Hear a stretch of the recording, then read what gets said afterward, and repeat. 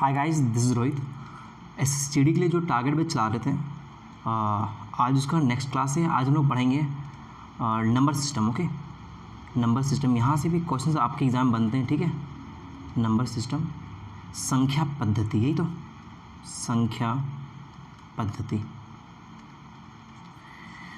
तो भाई number system में जो आपके कुछ क्वेश्चंस बनते हैं वो बड़ा बेसिक क्वेश्चंस होता है। तो पहले क्वेश्चंस में जाने से पहले इसमें बहुत सारी चीज़ें हैं जो मैं आपको सही से समझाना चाहता हूँ, ठीक है। कि हो सकता है कि क्वेश्चंस और भी ज़्यादा बेसिक पूछ दिया जाए, क्योंकि मैंने कुछ क्वेश्चंस देखा है, सीपीयू में देखा है, सीएचएसएल में देखा है कि एकदम बेसिक क्वेश्चंस पूछ दिया जाता है। जीडी में तो मैंने बहुत नॉर्मल क्वेश्चन देखा है। तो जो भी हो, ऑल ओवर जो मुझे समझ में आया मैं उस तरीके से जो जीडी का लेवल है उसे मेंटेन करके पढ़ाऊँगा, ठीक है। तो भाई जो पढ़ा रहे उसे ध्यान से देखो, ठीक है, कि क्या क्या चीज़ें मैं आज बताने वाला हूँ। क्या क्या चीज़ें वो कि सबसे पहले बात, संख्या क्या है, संख्या के कितने टाइप हैं, ठीक है। जैसे आपका प्राइम नंबर हो गया, जिसको अभाज्य संख्या कहा जाता है। होल नंबर क्या होता है, पूर्ण संख्या क्या होता है, नेचुरल नंबर क्या होता है, प्राकृतिक संख्या क्या होता है, इंटीजर क्या होता है, पूर्णांक संख्या क्या होता है। ये इन सब सारी चीज़ों से आपको आपका जान पहचान होना बहुत ज़रूरी है, क्योंकि एग्ज़ाम में क्वेश्चन में ऐसे क्वेश्चन बनते हैं कि दे दिया है कुछ, अब बोलेगा कि जो प्राइम नंबर है उसको निकालें कि इसमें से कितना इसका प्राइम नंबर है, मतलब कि अभाज्य संख्या है। तो फिर वहाँ प्रॉब्लम करता है कि आपको पता ही नहीं कि अभाज्य संख्या है क्या। ओके, तो भाई थोड़ा बेसिक्स चलते हैं, थोड़ा सा लंबा चलेगा। लंबा मतलब कि ये वीडियो छोटा होगा, लेकिन ये जो क्लास है हो सकता है कि 5 वीडियो 6 वीडियो थोड़ा ज़्यादा लंबा चला जाए। ओके, चलते हैं भाई, स्टार्ट करते हैं नंबर सिस्टम। सबसे पहला बात हम लोग देखेंगे कि नेचुरल नंबर क्या है। नेचुरल नंबर उसको बोला जाता है प्राकृतिक संख्या, ठीक है, प्राकृतिक संख्या। और भाई यदि आप अपना इंपॉर्टेंट टाइम मुझे दे रहे हो ना, तो मैं आपको प्रॉमिस कर रहा हूँ कि मैं आपको कुछ ना कुछ सिखा के जाऊँगा, ठीक है। तो आप स्थिर से देखो, आपको रटने की ज़रूरत नहीं पड़ेगा, और मुझे यकीन है कि मैं आपको उतना हद तक समझा दूंगा कि आप यदि थोड़े रिविजन्स करो तो आप समझ जाओगे, ठीक है। देखो आप यहाँ पे कि नेचुरल नंबर क्या है। देखो भाई नेचुरल नंबर, इसका नाम से ही नेचुरल, यदि किसी बच्चे से या फिर कोई भी जब काउंटिंग करता है, गिनती बोलता है, ठीक है, तो हम लोग कैसे बोलते हैं, 1 2 3 4 5 यही बोलते हैं ना। जब भी नॉर्मली हम लोग कभी किसी से सुनते हैं गिनती, तो कैसे सुनते हैं, 1 2 3 4 5 ऐसे ही सुनते हैं। ऐसे तो कभी नहीं सुनते कि 0 1 2 3 4 5, नहीं, कभी नहीं। तो नेचुरली जब हम लोग बात करते हैं ना काउंटिंग का, गिनती का, तो लोग 1 2 3 4 5 से ही स्टार्ट करते हैं। इसी को कहा जाता है नेचुरल नंबर, ओके, जो नेचुरली बोला जा रहा हो, ठीक है। ये होता है प्राकृतिक संख्या, जो कहते हैं नेचुरल नंबर। ये चलेगा कहाँ तक, इन्फिनिटी तक, जहाँ तक जाइए, ओके। अब देखो आप भाई, ये जो नेचुरल नंबर ये कंप्लीट नहीं है। कंप्लीट है क्या, नहीं है कंप्लीट, क्योंकि इसमें 0 मिसिंग है। तो इसमें लोग क्या करेंगे, इसमें 0 ऐड कर देंगे। जैसे इसमें 0 ऐड करेंगे ना, तो ये क्या हो जाएगा, 0 1 2 3 4 5, ये चलता रहेगा। अब ये कंप्लीट हो गया। कंप्लीट हो गया मतलब क्या हो गया, पूर्ण हो गया है। तो इसको पूर्ण संख्या कहा जाता है, ओके, जिसको कहा जाता है होल नंबर कहा जाता है, ठीक है। तो प्राकृतिक संख्या और नेचुरल नंबर, पूर्ण संख्या, whole number, I think complete समझ में आ गया होगा, ठीक है। इसमें कुछ खास वैसा था भी नहीं भाई, ठीक है। बस इतना ध्यान रखना है कि नेचुरली जो बोला जाता है वो 1 2 से ही स्टार्ट किया जाता है। तो नेचुरल नंबर 1 2 3 4 से स्टार्ट होता है।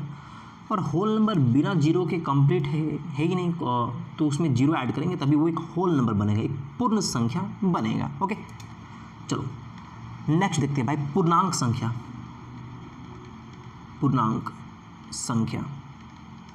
जिसको कहा जाता है इंटीजर कहा जाता है, ठीक है। ये क्या होता है, इसमें सारे नंबर्स होते हैं। मान लो कि माइनस से स्टार्ट हो रहा है, माइनस से कुछ भी, -3 कोई जरूरी नहीं, कहीं से भी स्टार्ट हो, -3 -2 -1 0 1 2 3 4 कुछ भी हो, 0 के इधर माइनस होता है, 0 के इधर प्लस होता है। जितने भी नंबर ये सारे इंटीजर कहलाते हैं, ओके। शायद आप समझ गए होंगे, इसे कहा जाता है पूर्णांक संख्या। यदि आपसे कोई पूछे कि क्या -4 एक कौन सा संख्या है, तो ये पूर्णांक संख्या है। कोई पूछेगा 4 एक कौन संख्या है, तो 4 एक आपका होल नंबर भी है, और एक आपका मतलब पूर्ण संख्या भी एक, और एक प्राकृतिक संख्या भी है। बस स्टार्टिंग जहाँ से होता है ना प्राकृतिक संख्या, वो आपका 1 से होता है। कोई पूछ देगा 0 एक प्राकृतिक संख्या है, तो नहीं, ये एक पूर्ण संख्या है, ठीक है। तो भाई पूर्णांक संख्या क्या होता है, हर एक चीज़ होता है, जितना होता है वो सारा का सारा क्या होता है, पूर्णांक संख्या होता है, ठीक। आगे चलते हैं भाई, ठीक है। अब कुछ चीज़ें जो हम लोग हमेशा सुनते आते हैं और आई थिंक ये सब चीज़ आपको पता होगा, जो सम संख्या, इवन नंबर, ओके, ये पता होगा शायद लगभग को, ठीक है। सम संख्या, even number, even number, okay, even number. तो जो 2 से डिविजिबल होता है यही होता है, जैसे 2, 4, 6, 8, 10, जो भी 2 से डिविजिबल है सब सम संख्या है, ठीक। विषम संख्या, विषम संख्या वो होता है जो 2 से डिविजिबल नहीं होता है, जो कहा जाता है ऑड नंबर, ठीक है, इसको कहा जाता है odd number, odd number, okay. तो जो 2 से डिविजिबल नहीं है, जैसे 1 हो गया, 3 हो गया, 5 हो गया, 7 हो गया, 9 हो गया, और भी जितने भी नंबर हैं, ये सारे कितने, सारे क्या हैं, ये सारे सारे ऑड नंबर हैं, ओके। चलते हैं भाई अब आगे थोड़ा सा कुछ और एक होता है आपका परिमेय संख्या, जिसको रैशनल नंबर कहा जाता है, और अपरिमेय संख्या जिससे इरेशनल नंबर होता है। सुनने में बड़ा हार्ड लगता है ना, बहुत बार देखे होगे, सुने होगे, बस तो याद नहीं रहता है ना। आप ध्यान से सुनो, पक्का याद रहेगा इस बार, ठीक है। देखो आप यहाँ पे परिमेय संख्या, परिमेय संख्या जो कहा जाता है rational number, rational number, okay. देखो इसको ज़्यादा लोड नहीं लेना है, बस इतना याद रखना है कि जो एक सटीक नंबर होता है, क्या होता है, सटीक नंबर होता है, सटीक नंबर होता है, ख़त्म बात। सटीक नंबर का क्या मतलब हुआ, देखो आप यहाँ पे मान लो कि कहीं पर 5/2 लिखा हुआ है, जब इसको आप डिवाइड करोगे तो 2.5 आएगा, आप डिवाइड कर लेना, 2.5 आएगा, ओके। तो ये तो पूरा कट गया 2.5। ये क्या है, एक परिमेय संख्या है। परिमेय संख्या एक्चुअली फ्रैक्शन में होता है, किस में होता है, फ्रैक्शन में, भिन्न में होता है। जैसे 5/2 था, तो ये फ्रैक्शन में, भिन्न में, ऊपर अंश होता है, नीचे हर होता है। इसको डिवाइड किए तो 2.5 में प्रॉपर कट गया है। इसको आप 2 से मल्टीपल करो तो आपका टोटल 5 आएगा ना।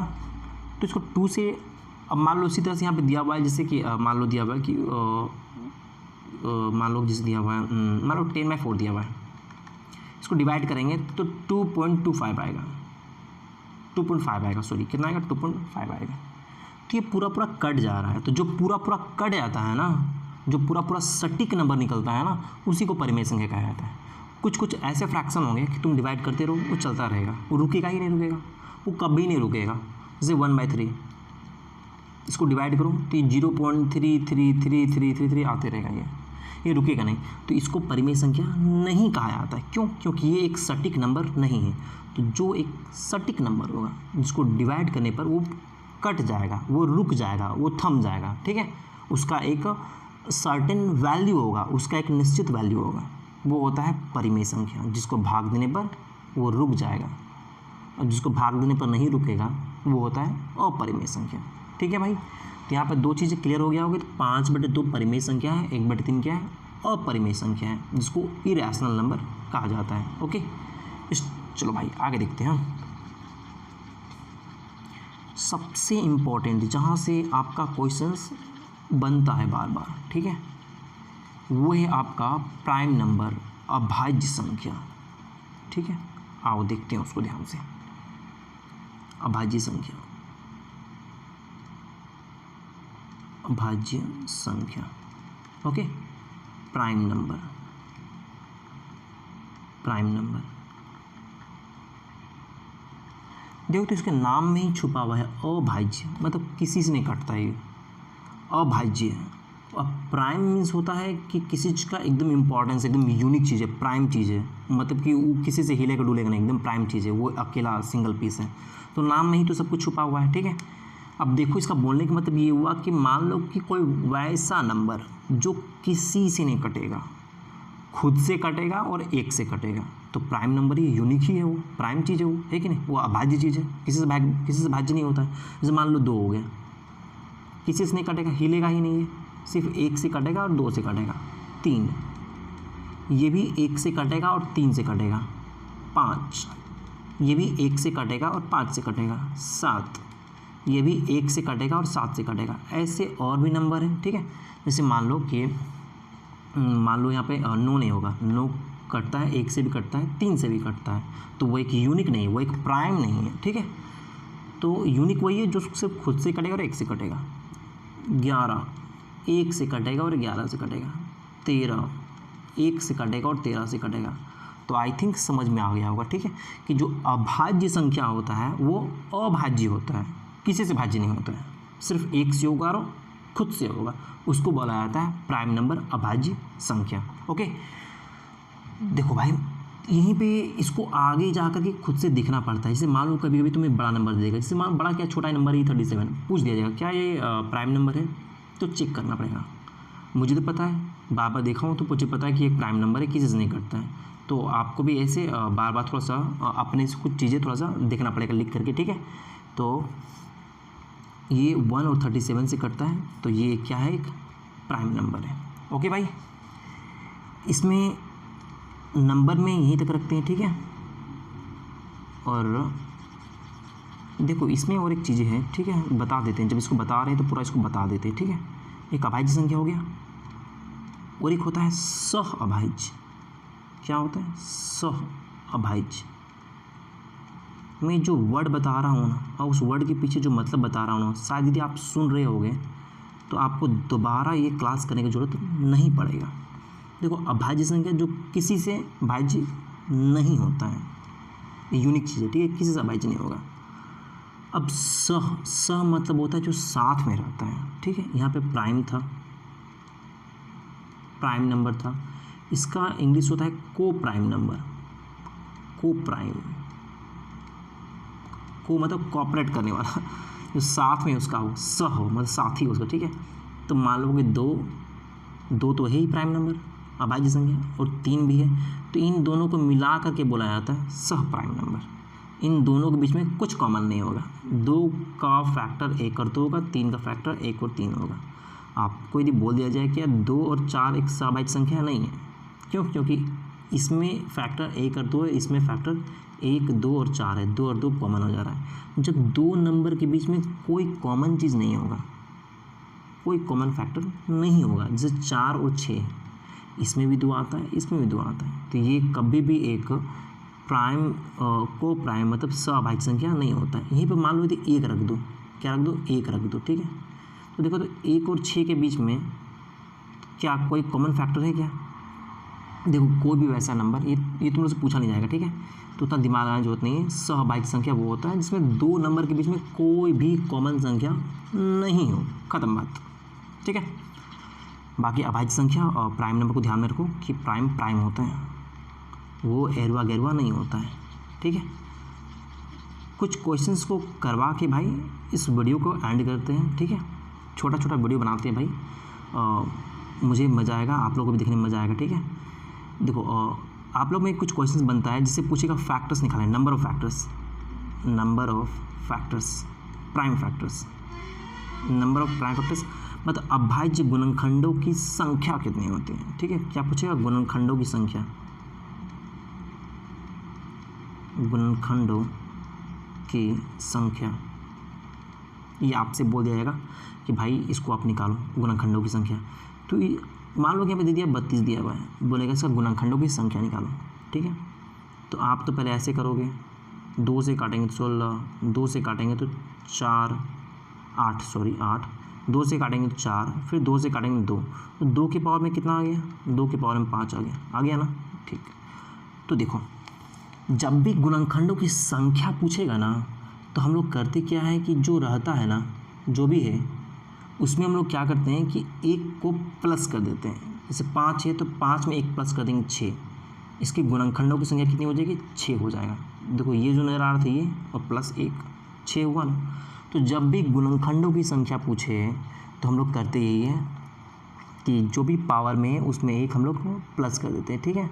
अभी देखो जैसे यहाँ 32 था, मान लो यहाँ पे कुछ और रहेगा, जैसे कि मान लो यहाँ 20 रख देते हैं, ठीक है। देखो 20 है, तो 20 को हम लोग 4 गुना 5 लिख सकते हैं, बिल्कुल लिख सकते हैं, 4 गुना 5। क्या 4 को हम लोग 2 का स्क्वायर लिख सकते हैं, बिल्कुल लिख सकते हैं, ठीक है। 2 का स्क्वायर गुना 5।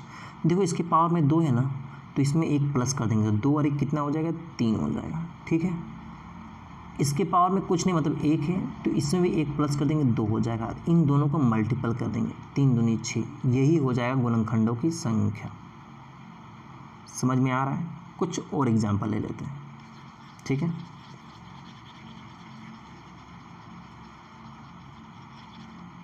मान लो यहाँ 45 दिया हुआ है, ठीक है। तो 45 को हम लोग क्या 9 × 5 लिख सकते हैं, बिल्कुल लिख सकते हैं, ठीक है। अब देखो तो ये जो 9 है इसको हम लोग लिख सकते हैं 3 का स्क्वायर, लिख सकते हैं, बिल्कुल लिख सकते हैं 3 का स्क्वायर, ठीक है। अब देखो 3 का स्क्वायर × 5, ओके। अब देखो यहाँ पे इसके पावर में 2 है, तो क्या है इसको हम लोग 2 में 1 क्या करेंगे जोड़ देंगे, तो 2 और 1 3 हो जाएगा, ठीक है। इसके पावर में कुछ नहीं है तो 1 है, 1 इसमें भी जोड़ देंगे 2 हो जाएगा, और इन दोनों को मल्टीपल कर देंगे तो 6 आ जाएगा। समझ रहे हो बात को आप लोग? ठीक है। तो इसके गुणनखंडों की संख्या कितनी हो जाएगी? 6 हो जाएगी। कुछ बड़ा चीज़ें और ले लेते हैं। देखो यहाँ से क्वेश्चंस बने हैं इसलिए मैं यहाँ पे थोड़ा सा जोड़ दे रहा हूँ, ठीक है। आपसे क्वेश्चंस में थोड़ा सा और ट्विस्ट ये करता है कि गुणनखंडों की संख्या नहीं बोलेगा, बोलेगा सम गुणनखंडों की संख्या बताएं, ठीक है। सम अभाज्य गुणनखंडों की संख्या, विषम अभाज्य गुणनखंडों की संख्या। जब भी गुणनखंड होता है ना तो अभाज्य ही होता है। नोटिस करना कि जैसे मान लो कि यहाँ पे देखो अभी जितना पास हम लोग आया 2 आया 5 आया ना लास्ट में, तो ये जो है किसी से कट रहा है, नहीं कट रहा है, 1 और 2 से कट रहा है, 1 और 2 से 1 और 5 से कट रहा है, तो अभाज्य ही है, ठीक है। देखो कुछ बड़ा नंबर ले लेते हैं, सॉरी हाँ, मान लो कि ये 222 दिया हुआ है, ठीक है। चलो इसको तोड़ते हैं, 5 से देंगे तो 5 20 2 गया 50 25, फिर 5 से देंगे तो 5 9 45, ठीक है। देखो तो कितना आ गया, फिर इसको 3 से देंगे तो 3 3 9। देखो तो 5 2 बार आया तो 5 का स्क्वायर लिख सकते हैं, 3 2 बार आया तो 3 का स्क्वायर लिख सकते हैं, बिल्कुल लिख सकते हैं। देखो तो 5 के पावर में 2 है तो 2 + 1 कितना हो जाएगा, इसमें 1 जोड़ देंगे 2 और 1, इसमें भी 1 जोड़ देंगे, ठीक है 2 और 1, और इन दोनों को मल्टीपल कर देंगे तो 3 × 3 3 3 9, यही इसका हो जाएगा गुणनखंडों की संख्या। ओके, तो आई थिंक आपको समझ में आ रहा होगा, ठीक है। तो भाई कितना 18 मिनट के आसपास का वीडियो हो गया भाई। कोशिश करते हैं कि इसको यहीं पे बंद करने का, और नेक्स्ट वीडियो में भाई हम लोग आगे देखेंगे, ठीक है। तो बने रहो भाई, मैं पूरा कोशिश करूँगा कि जितना बता रहा हूँ इससे ज़्यादा आपके एग्ज़ाम में पूछेगा ही नहीं भाई। मैं सारा क्वेश्चन देख चुका हूँ कि लेवल क्या है जीडी का, ठीक है। ये जितना पढ़ा रहा हूँ ये सिर्फ जीडी के लिए ही काम नहीं देगा भाई, ये एमटीएस वगैरह बाकी जितने भी आप लोग ये डिफेंस लाइन का जितने भी एग्जाम्स होता है भाई मोर देन सफिशिएंट है, इतना कर लो बहुत है भाई, ठीक है। मिलते हैं भाई नेक्स्ट वीडियो में, ठीक है। तब तक के भाई अच्छा लगा हो तो फिर समझ रहे हो ना। थैंक यू भाई।